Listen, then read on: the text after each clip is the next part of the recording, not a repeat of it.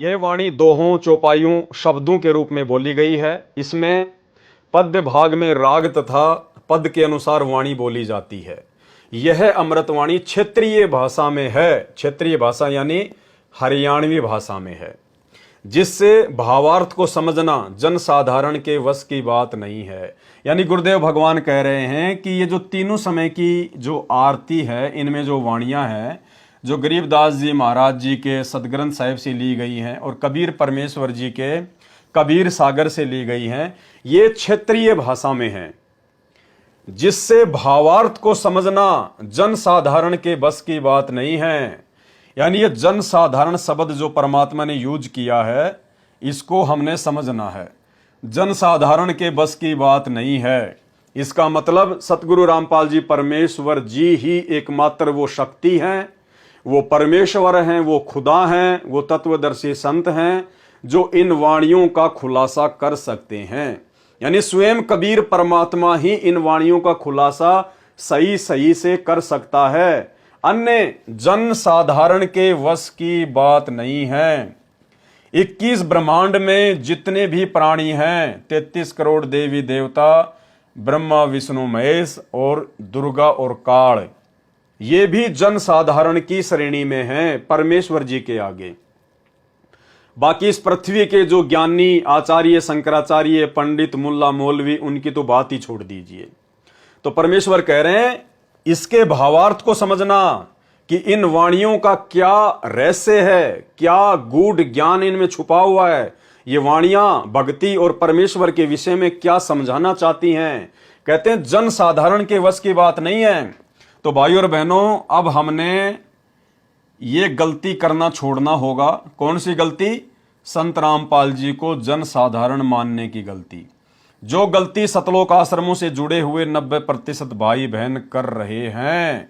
गुरु मानुष कर जानते ते नर कहिए अंध, ओवें दुखी संसार में आ गए यम के फंद। यानी सतगुरु रामपाल जी परमेश्वर जी के अलावा जब तक हम इस कागज की फोटो को, जो कबीर जी की समझी जाती है, जिस रूप में कहा जाता है कि परमात्मा 650 साल पहले काशी के बनारस में प्रकट हुए थे, आज भी सतगुरु रामपाल जी परमेश्वर जी की 90% संगत सतलोक आश्रमों से जुड़े हुए भाई बहन पूर्ण परमात्मा कबीर साहिब जी के सतगुरु रामपाल जी परमेश्वर जी के रूप में धरती पर प्रकट होने के बावजूद भी इस कागज की फोटो को ही परमात्मा मानकर, कबीर जी मानकर पूज रही है। इस फोटो को भगवान मानकर जून के महीने में कबीर प्रकट दिवस मना रही है। इस फोटो को अपने घर पर रखती है, इसके आगे दीपक जलाती है, तीनों समय की आरती करती है। तो परमेश्वर जी कह रहे हैं कि इन वाणियों को समझाना जनसाधारण के वश की बात नहीं है। अब जनसाधारण के वश की बात नहीं है तो फिर संत रामपाल जी कोई जनसाधारण व्यक्ति नहीं है, क्योंकि जनसाधारण व्यक्ति तो इनके सरलार्थ को समझ ही नहीं सकता, कर ही नहीं सकता। गुरुदेव ने स्पष्ट लिख दिया यहां पर। और 21 ब्रह्मांड में सतगुरु रामपाल जी परमेश्वर जी के अलावा सब के सब जनसाधारण हैं, मनुष्य हैं, 2 कोटि के जीव हैं। तो अब हमने इस बात को समझना होगा, परमेश्वर जी के इन संकेतों को समझना होगा। अब हमने अपने परमेश्वर जी को परमेश्वर जी के रूप में ही मानना होगा, पूजना होगा। इन्हीं की भक्ति से, इन्हीं को परमात्मा मानने से, इन्हीं को अपने इष्ट रूप में मानकर पूजा करने से आप और हमारा वर्तमान में कलयुग की पिछली पीढ़ी में पूर्ण मोक्ष होगा।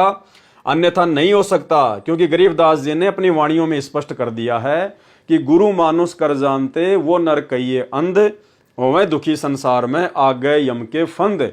तो गुरु को मानुष मानने का मतलब है गुरु जी के अलावा किसी और को भगवान मानना।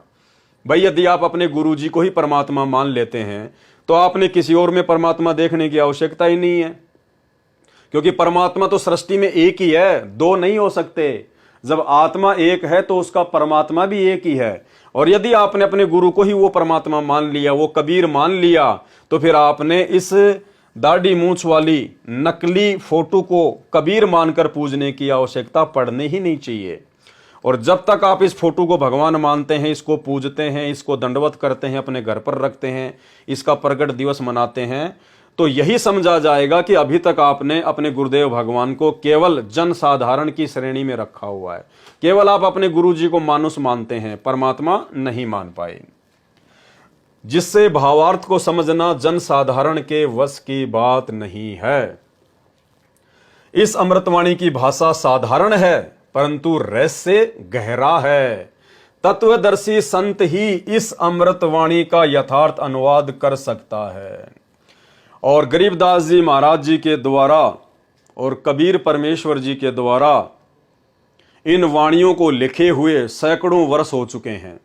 650 साल पहले कबीर परमेश्वर जी ने धर्मदास जी को निमित्त बनाकर कबीर सागर लिखवाया और लगभग 300 वर्ष पहले श्री गोपाल दास जी को निमित्त बनाकर आदरणीय गरीबदास जी महाराज जी ने सदग्रंथ साहिब की रचना करवाई, जिन 2 ग्रंथों की वाणियां इस भक्ति बोध में हैं।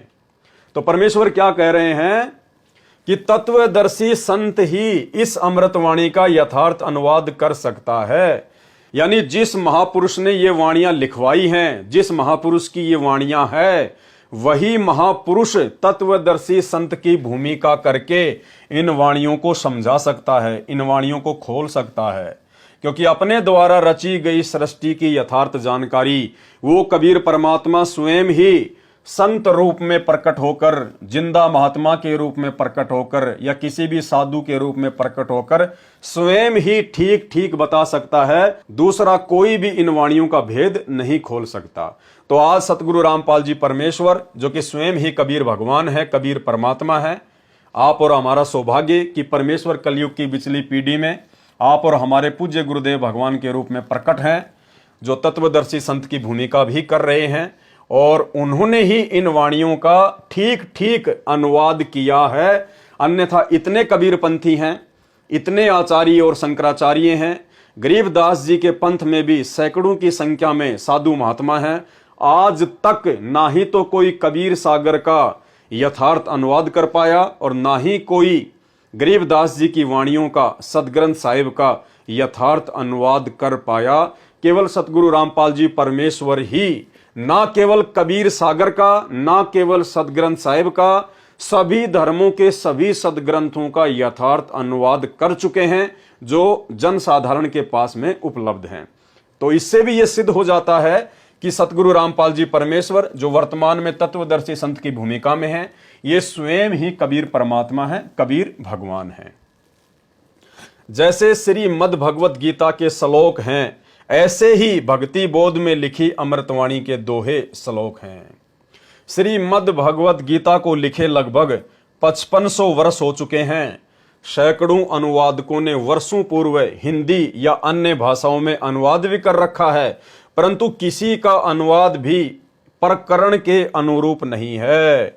यानी वो वाणियां कहना क्या चाह रही हैं, उसके अकॉर्डिंग किसी का भी अनुवाद नहीं है। सबने अपने अपने मत अनुसार जैसा भी उनको समझ में आया उसी प्रकार से उन्होंने अपना मनमाना अनुवाद कर दिया, जिस कारण से अर्थों के अनर्थ कर रखे हैं। उदाहरण, गीता अध्याय 7 श्लोक 18 तथा 21 में अनुत्तम शब्द है। अनुत्तम का मतलब होता है घटिया, अश्रेष्ठ, जिसका अर्थ अति उत्तम किया है, जबकि अनुत्तम का अर्थ अश्रेष्ठ, घटिया होता है। उत्तम का अर्थ श्रेष्ठ होता है, इसके विपरीत अनुत्तम का अर्थ अश्रेष्ठ। गीता अध्याय 18 श्लोक 66 में व्रज शब्द है। व्रज का मतलब होता है जाना, जिसका अर्थ जाना होता है। सर्व गीता अनुवादकों ने व्रज का अर्थ आना किया है, अर्थ होता है जाना, और उन्होंने कर दिया आना। उदाहरण के लिए, जैसे अंग्रेजी के शब्द गो का अर्थ जाना होता है, यदि कोई गो का अर्थ आना करता है तो वह अनर्थ कर